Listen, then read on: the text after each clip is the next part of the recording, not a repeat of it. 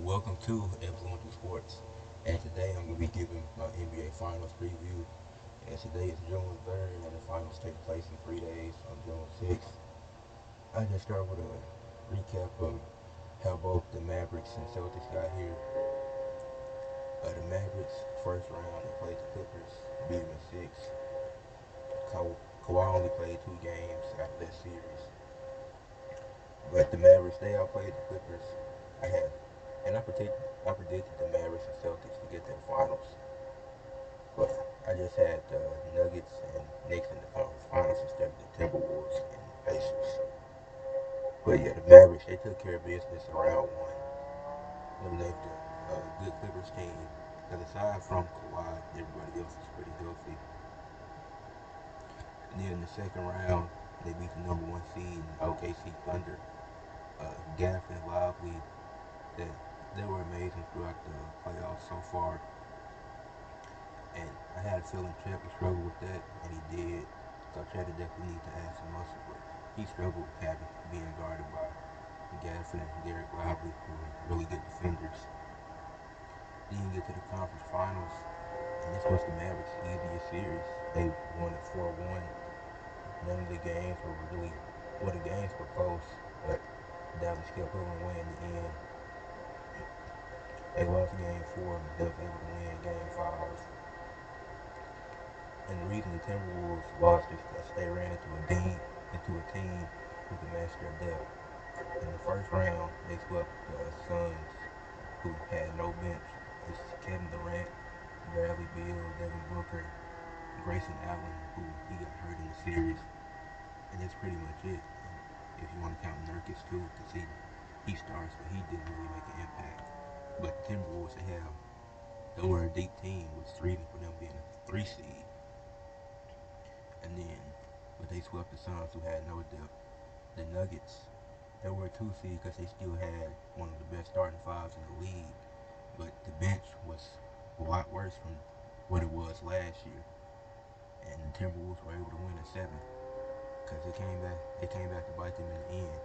And they didn't have a bench. So then once the Timberwolves ran into Dallas, a team that could match their depth, Dallas just simply outperformed them.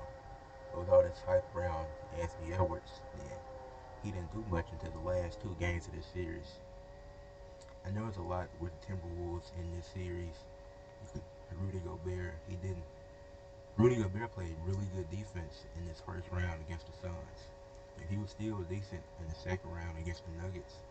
But in the last round, it was in the conference finals, he just looked bad defensively. Naz Reid, who was the sixth man of the year, he had moments in these 2 series, but when it got here, he was struggling. Anthony Edwards, the first 3 games wasn't great. Karl-Anthony Towns, just a bad shot selection in this series.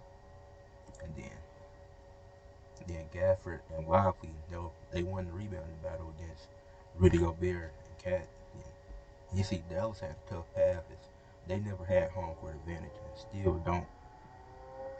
But they got Luka and Kyrie and they're surrounded with really good role players. And they were able to get to the finals. Then you got the Celtics. Now people say the Celtics had an easy path. And compared to Dallas's path, it wasn't difficult. But they were the first seed and miles better than every team in the East. They beat the Heat 4-1. No Jimmy. But most of these games were blowouts. So even if Jimmy was there, I think the Celtics still win. And it's like they can't control who gets injured. Because he had got injured in the play-in. So the Celtics can't control that, what happens. They have to play who's in front of them. The same thing with the Cavs. Mitchell got injured, and they had a few other injuries toward the end of the series. But the Celtics, they simply outplayed and outperformed the Cavaliers in 1-5. And even if Mitchell is still healthy, the Celtics will win this series. They were the better team. And the Celtics played the Pacers in the conference finals. Well, the Pacers also beat multiple injured teams. As Giannis wasn't here for this series, then Dame was out for a game or two, if I'm not mistaken, and they won at 6. But I expected the Pacers to win this since Giannis wasn't there. Then I thought the Knicks would have won this series, but Brunson ended up getting hurt. They had a lot of guys hurt in the end of this series because Thibodeau plays his guys so much come playoff time. Then the Celtics swept the Pacers, but if you watch these games, the Pacers had multiple chances to be up 3-1. They blew it. In game one, they had some bad turnovers. Game three, I don't know what Rick Carlisle was doing. Game four, terrible late game execution going scoreless in the last 3 minutes and 33 seconds. So then the Timberwolves also could have been up in this series. So it's like both of these teams faced adversity in the conference finals, the Celtics and Mavericks, and they were able to pull through and win it at the end. Now we got the Celtics and Mavericks in the finals. You got the Celtics led by Jason Tatum and the Mavericks led by Luka. And this is the schedule right here. Like I said, game one is June 6th. And so now I'm gonna give my predictions for the series. I think the Celtics win this in six. So Porzingis is gonna be coming back. The Celtics they were the best team in the league this season for a reason. I think Dallas will put up a fight. I don't think it's gonna be easy. I see it going six minimum. I could definitely see it going seven. I wouldn't be surprised if Dallas did win. I think Boston, they've been to the conference finals 6 times in the last 8 years. Got to the finals once and lost it to the Warriors in 2022.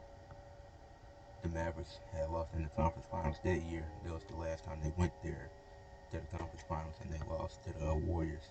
But I think both of these teams are different from then. They're both improved.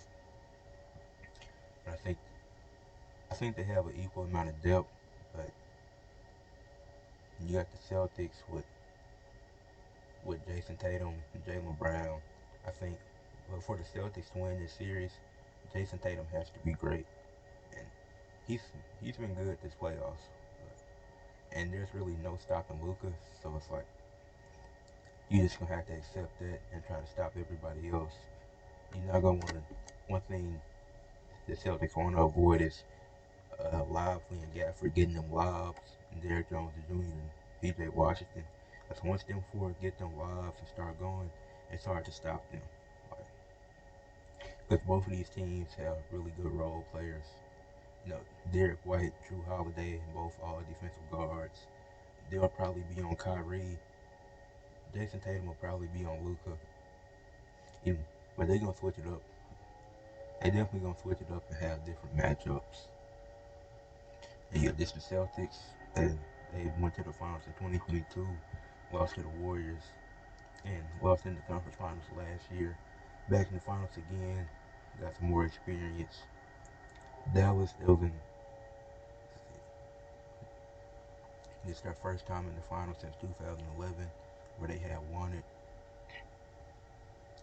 But I'm taking the Celtics in six. I want the Mavericks to win because I want to see Luka get a ring. I want to see Kyrie Irving get his second ring. And, but either way, whoever wins this, somebody from Arkansas gets a ring because Jordan Walsh is on the Celtics and he hasn't got much playing time in his rookie year. Maybe he'll get more next year. And then Gafford, he's on the Mavericks. Since I'm from Arkansas, it doesn't matter to me who wins because either one of them will get a ring, and I'm fine with that. But yeah, that's my predictions for this. The Celtics winning 6 games. Jason Tatum wins Finals MVP, and all that negative talk surrounding Tatum is this his team is the Browns team. All that's gonna end after the finals. Jason Tatum is the Celtics' the best player. They need him to be good to win. I don't see if Jason Tatum performs bad in the finals. I don't see a way they win. Because I expect Luke and Kyrie to be great, and I'm expecting Tatum to be great. But if he isn't, then it comes down to Brown having to be the best player. I don't think they can beat a team like the Mavericks. That's my take on it. The Celtics winning six, and Tatum wins Finals MVP, and and the Celtics probably keep this core. I don't think Dallas will have to do much. next season. Maybe trade one or two players to get something. But Dallas had a really good season uh, at the 5 seed, getting all the way to the finals, and have a chance to win the finals. Both of these teams have had great seasons, but the Celtics needed more, especially since their whole path consists of injured teams, which, like I said, they can't control. They have to play who's in front of them. The Bucks in 2021 had the same run where they faced multiple injured teams, so I'm not faulting them for that. They can't control it. But that's it for this video. Make sure you leave a like on the video, subscribe to the channel, and comment who you got winning the 2024 NBA championship.